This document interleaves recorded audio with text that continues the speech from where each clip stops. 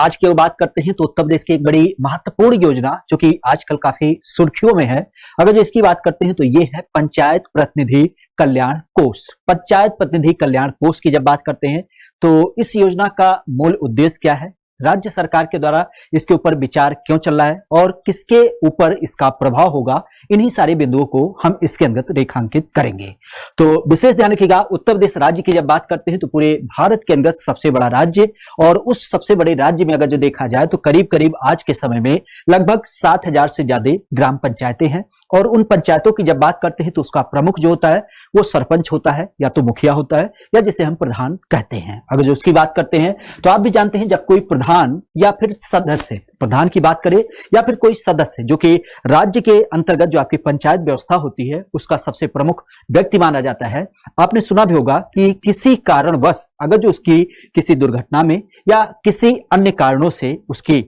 किसी आपातकाल में डेथ हो जाती है, कोई दुर्घटना हो जाती है, तो उसका पूरा परिवार बिखर जाता है। और इसी व्यवस्था को दुरुस्त करने के लिए राज्य सरकार के द्वारा पंचायत प्रतिनिधि कल्याण कोष की एक स्थापना की जा रही है, जिसके अंदर क्या होगा, कुछ पैसे को रिजर्व रखा जाएगा और जिससे अगर जो कोई ग्राम प्रधान या फिर कोई इसका सदस्य जिसकी किसी आपातकाल में अगर जो डेथ होती है या फिर दुर्घटना होती है, तो उस कंडीशन में जब उसकी मृत्यु हो जाएगी तो उसके संबंध में जो आश्रित होंगे या यूं कह सकते हैं जो उसके परिवार के सदस्य होंगे, तो उनको यहां से कुछ पैसे दे जाने की बात होगी। हालांकि ध्यान रखिएगा, ये तो इस योजना का प्रमुख लक्ष्य है, लेकिन इसके साथ ही साथ दो एक बिंदुओं पे और कुछ चीजों को रेखांकित किया गया। क्योंकि आप भी जानते हैं हमारे प्रधान की जब बात करते हैं तो प्रधान राज्यों के अंतर्गत जो पंचायत होती है तो उस पंचायत में विभिन्न प्रकार के कार्य योजनाएं करवाता है, और जिसमें आप भी जानते हैं कि जिन योजनाओं को कराया जाता है उसको कराने के लिए बड़ी मात्रा में पैसे की जरूरत होती है।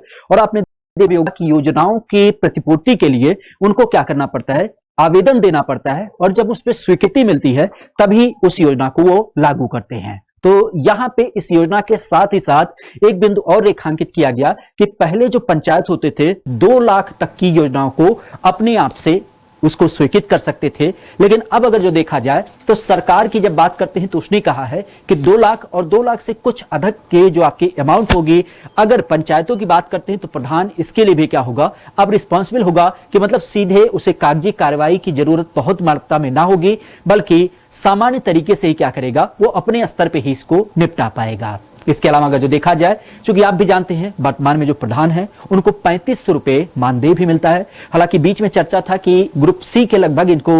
यहां पे वेतन भी दिया जाएगा, और आप भी जानते हैं कि अभी जब अनुपूरक बजट पेश किया गया था तो उसमें विभिन्न कर्मचारियों के जिनके मानदेय क्या हुए थे, बढ़ाए गए थे, और ग्रामीण रोजगार सेवक की जब बात करते हैं तो उनका वेतनमान बढ़ाते हुए 10,000 रुपए राज्य सरकार के द्वारा कर भी दिया गया है। तो इस कारण से एक बैलेंस स्थापित करने के लिए इस मानदेय के ऊपर भी चर्चा हो रही है कि आने वाले दिनों में हम प्रधानों की मानदेय भी क्या करेंगे, करीब करीब 10,000 तक करने की बात भी करेंगे। और साथ ही साथ अगर बात करते हैं,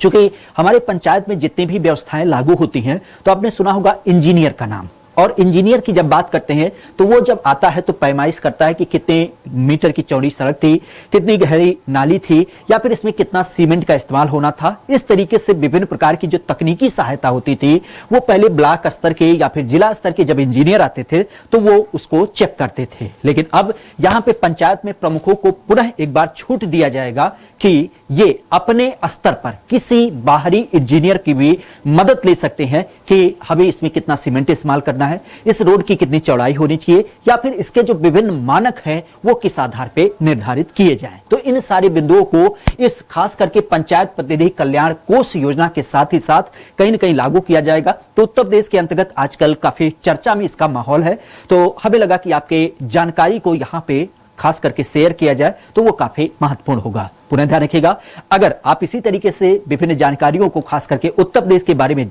पाना चाहते हैं तो रोज रात 9 बजे, ध्यान रखिएगा, रोज रात 9 बजे यूपीजीके के नाम से एक बड़ा महत्वपूर्ण सेशन इसी चैनल पे आपको देखने मिलता है। तो आज के लिए इतना रखते हैं, बाकी कोई नई सूचना होगी तो जरूर आप तक शेयर करेंगे। तब तक के लिए thank you, all the best.